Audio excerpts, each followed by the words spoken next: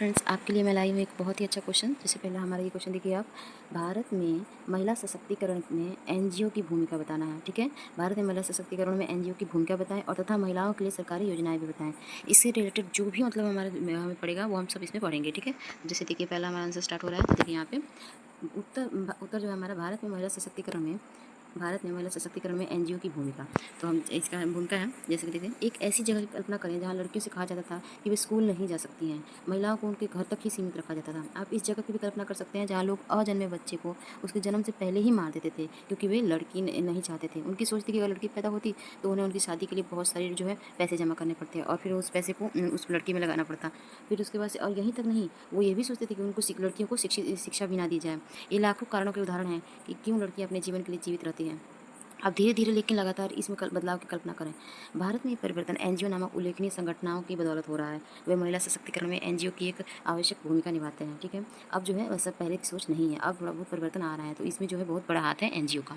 ठीक है, तो आप देख सकते हैं, पहले कहेंगे कि महिला सशक्तिकरण क्या है। पहले तो हमारा आंसर यही होगा। जो ऊपर का मैंने पार्ट अभी समझाया वो हमारा एक उदाहरण था। ठीक है, तो अब हम लोग देखें तो महिला सशक्तिकरण क्या है। तो महिला सशक्तिकरण जो है 1980 और 1999 के दशक में महिलाओं के अधिकारों और महिलाओं और पुरुषों के बीच अधिक समानता के पक्ष में शक्ति संबंधों को बदलने के लिए एक क्रांतिकारी दृष्टिकोण के रूप में उभरा था। ठीक है, बाटलीवाला 1993-2007 के टाइम की बात है। महिला सशक्तिकरण महिलाओं को अपने जीवन को नियंत्रित करने और अपनी पसंद स्वयं चुनने का अधिकार देता है। जब महिलाएं सशक्त होती हैं तो उनके शिक्षित, स्वास्थ्य और उच्च आय होने की संभावना अधिक होती है। इसे आप क्या समझें, जब महिला सशक्तिकरण जो था उससे क्या होता है, हमारा जो है पुरुषों से अधिक समानता होती है महिलाओं की, और महिलाओं के अधिकार उनके हाथ में आते हैं और उनके जो है जीवन को नियंत्रित करने का हक भी उनके पास होता है। ठीक है, जिससे महिलाएं बहुत ही ज़्यादा सशक्त होती हैं। इसके आगे हम लोग देखें तो उनके निर्णय लेने जीवन में अधिक महत्वपूर्ण भूमिका निभाने की भी अधिक संभावना होती है। भारत में महिला सशक्तिकरण में एनजीओ की भूमिका क्या है, हम देखेंगे एनजीओ की भूमिका। महिला सशक्तिकरण हमने देख लिया, अब हम लोग देखेंगे महिला सशक्तिकरण में जो है एनजीओ की क्या भूमिका है। तो आगे देखा जाए, इस खंड में हम जो है एनजीओ के बारे में कह रहे हैं, एनजीओ की बात कर रहे हैं। हम भारत में महिला सशक्तिकरण में लड़कियों को स्कूल लाने से लेकर उनके जीवन तक गैर सरकारी संगठनों की भूमिका प्रदान करते हैं। यानी कि जो गैर सरकारी संगठन है, लड़कियों को स्कूल ले जाने से लेकर उनके जीवन में जो भी उनको आगे बढ़ना है वो सारी चीज़ जो है एनजीओ प्रदान करते हैं। तो आगे देखा जाए, लड़कियों को स्कूल ले जाने से हमारा क्या तात्पर्य है। लड़कियों को स्कूल ले जाने से तो उसका तात्पर्य है, भारत के कई इलाकों में लड़कियां घर पर रहती थी, ठीक है, जबकि लड़के स्कूल जाते थे।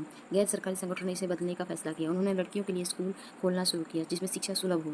लड़कियों ने पढ़ना, लिखना और बेहतर भविष्य के लिए सपने देखना सीखा। इस छोटे से कदम ने उन दरवाजों को खोल दिया जो कभी बंद थे। ठीक है, तो एनजीओ से द्वारा ये सब स्टार्टिंग हुई। उसके बाद से हम देखेंगे एनजीओ ने और क्या किया। एनजीओ ने जो है शिक्षण कौशल, कल्पना कीजिए कि आप अपना और अपने परिवार का भरण पोषण करने में सक्षम हैं। गैर सरकारी संगठन प्रशिक्षण प्रदान करते हैं कि सिलाई, शिल्पकला, कंप्यूटर ज्ञान, सैनिटरी पैड बनाना, खेती आदि ऐसे विभिन्न कौशल सिखाते हैं। एनजीओ जो है अलग अलग प्रकार के उन्हें जो है कौशल भी सिखाते हैं। ये कौशल महिलाओं को नौकरी खोजने, यहाँ तक कि छोटे छोटे व्यवसाय शुरू करने में भी मदद करते हैं। ठीक है, तो उसके बाद से हम देखेंगे स्वास्थ्य एवं देखभाल। स्वास्थ्य एवं देखभाल में देखेंगे तो स्वस्थ रहना जरूरी है। एनजीओ स्वास्थ्य क्लिनिक और मोबाइल यूनिट स्थापित करते हैं जो दूर दराज के इलाकों में पहुंचते हैं। वे महिलाओं और युवा लड़कियों को महत्वपूर्ण सेवाएं प्रदान करते हैं, जैसे नियमित स्वास्थ्य जांच, पैड का उपयोग, मासिक धर्म चक्र के दौरान खुद को कैसे बचाएं, अपने स्वास्थ्य की देखभाल करके महिलाएं और अपने परिवार के लिए बेहतर भविष्य बनाने पर ध्यान केंद्रित कर सकें। ठीक है, तो उसके बाद से हम देखेंगे महिला अधिकार। तो महिला अधिकार में क्या जो है वो कहते हैं, तो जैसे कि बहुत सी महिलाएं अपने अधिकारों के बारे में नहीं जानती हैं। गैर लाभकारी संगठन अर्थात एनजीओ उन्हें उन कानूनों को समझने में मदद करते हैं जो उनकी रक्षा करते हैं। वे कानूनी सलाह और सहायता प्रदान करते हैं। यह ज्ञान महिलाओं को घरेलू हिंसा जैसे अन्याय के खिलाफ खड़े होने के लिए सशक्त बनाता है। गैर सरकारी संगठनों के साथ वे अपनी लड़ाई में अकेले नहीं हैं। यानी एनजीओ जब उनके साथ है तो उन्हें वो घरेलू हिंसा से भी बचाएंगे, उन्हें सशक्त भी बनाएंगे और उन्हें शिक्षित भी करेंगे।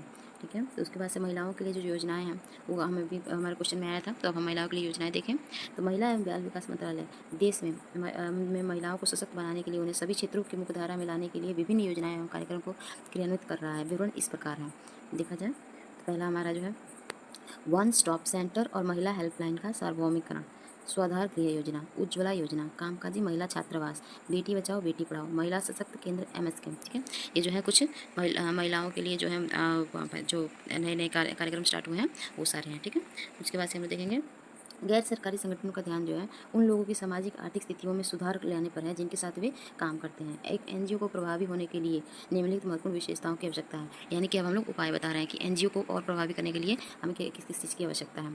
ठीक है, तो देखिए स्वैच्छिक, स्वतंत्र, निर्णय लेने में तेजी, कार्य में स्वतंत्रता, जन केंद्रित। थोड़ा ये मुझसे टाइपिंग करने में गलती हो गई थी, थोड़ा पास हो गया। ठीक है, तो और है कानूनी स्थिति, लचीला, उच्च प्रेरणा, उत्प्रेरक, गैर लाभकारी, ये जो 10 चीज़ें हैं हमारे जो है एनजीओ को भी ज़रूरत है, इसकी उपाय हमारे इस एनजीओ के लिए हैं ताकि एनजीओ भी और ज़्यादा कार्यशील हो सके। तो आगे हम देखेंगे भारत में महिला सशक्तिकरण के लिए काम करने वाले गैर सरकारी संगठनों को मुख्य उद्देश्य क्या है आखिरकार। तो उद्देश्य जो हमारा है, भारत में महिला सशक्तिकरण के लिए जो है काम करने वाले एनजीओ का उद्देश्य महिलाओं को उनके जीवन के विभिन्न पहलुओं में ऊपर उठाना, उनका समर्थन करना, उसमें शिक्षा, स्वास्थ्य सेवा, व्यावसायिक प्रशिक्षण, कानूनी जागरूकता और आर्थिक अवसरों तक पहुंच प्रदान करना शामिल है। एनजीओ का उद्देश्य सामाजिक बाधाओं और रूढ़ियों को तोड़ना है। ये सुनिश्चित करना है कि महिलाओं के पास जो है स्वतंत्र और पूर्ण जीवन जीने का ज्ञान, कौशल और आत्मविश्वास हो। ठीक है, ये जो है एनजीओ का उद्देश्य है महिलाओं के लिए। भारत में महिला शिक्षा में गैर सरकारी संगठन किस प्रकार योगदान करता है। भारत में जो महिला शिक्षा में गैर सरकारी संगठन किस प्रकार योगदान देते हैं, तो इसमें देखेंगे एनजीओ जो है भारत में लड़कियों के लिए स्कूल एवं छात्रवृत्ति कार्यक्रम स्थापित करके महिला शिक्षा में योगदान देते हैं। वे लड़कियों के लिए शिक्षा के महत्व को बढ़ावा देने के लिए जागरूकता अभियान भी चलाते हैं। ठीक है, ग्रामीण भारत में जो है महिलाओं के स्वास्थ्य को बढ़ावा देने में गैर सरकारी संगठन क्या भूमिका निभाते हैं। भारत में ग्रामीण क्षेत्रों के और क्लिनिक और मोबाइल स्वास्थ्य इकाइयों जैसी स्वास्थ्य सेवा सुविधाएं स्थापित करके महिलाओं के स्वास्थ्य को बढ़ावा देते हैं। एनजीओ महत्वपूर्ण भूमिका निभाते हैं। एनजीओ स्वच्छता, पोषण और सफाई पर जागरूकता अभियान भी चलाते हैं, जिससे महिलाओं को अपने स्वास्थ्य और कल्याण के बारे में सूचित निर्णय लेने में सशक्त बनाया जाता है। ठीक है, तो उसके बाद से गैर सरकारी संगठन जो है भारत में महिलाओं को आर्थिक स्वतंत्रता हासिल करने में कैसे मदद करते हैं, तो उसके लिए हम देखेंगे आर्थिक स्वतंत्रता के लिए एनजीओ जो है भारत में महिलाओं को व्यावसायिक प्रशिक्षण, कौशल विकास कार्यक्रम प्रदान करता है, आर्थिक स्वतंत्रता प्राप्त करने में मदद करता है। एनजीओ माइक्रो फाइनेंस कार्यक्रम भी प्रदान करते हैं, छोटे ऋण और वित्तीय साक्षरता प्रशिक्षण प्रदान करते हैं, जो महिलाओं को छोटे व्यवसाय शुरू करने और उनका विस्तार करने के लिए सशक्त बनाता है, जिससे वित्तीय निर्भरता कम होती है। ठीक है, भारत में महिलाओं के प्रति बदलते सामाजिक दृष्टिकोण पर गैर सरकारी संगठनों का क्या प्रभाव है। बहुत प्रभाव है, जैसे कि आप देख सकते हैं एनजीओ जो है जागरूकता अभियानों, सामुदायिक सहभागिता कार्यक्रमों और शैक्षिक पहलों के माध्यम से भारत में महिलाओं के प्रति बदलते सामाजिक दृष्टिकोण पर महत्वपूर्ण प्रभाव डालते हैं। गैर सरकारी संगठन लैंगिक समानता, महिला सशक्तिकरण और महिला अधिकारी के बारे में बातचीत को प्रोत्साहित करते हुए कार्यशालाएं और चर्चाएं भी आयोजित करते हैं, जिससे कि महिलाओं को जो है जीवन सामाजिक दृष्टिकोण से उच्च स्तर का जाता है। ये जो हमारा क्वेश्चन था बिल्कुल लॉन्ग फॉर्मेट में था, आप देख सकते हैं इतने लॉन्ग फॉर्मेट में मैंने ये क्वेश्चन बनाया था ताकि आप लोग इनसे जो हर टाइप के क्वेश्चन निकाल सकें, और इसको हम आप चाहें तो खुद के हैंड रिटन नोट्स पे मेंस के आंसर की तरह लिख के दिखाएंगे। ठीक है, अगर आपको चाहिए तो कमेंट बॉक्स में जरूर लिखिए, और इसमें होप कि आपको ये सारा के सारा समझ में आया होगा और इससे जो है आप और भी क्वेश्चन जो है टैकल कर सकेंगे।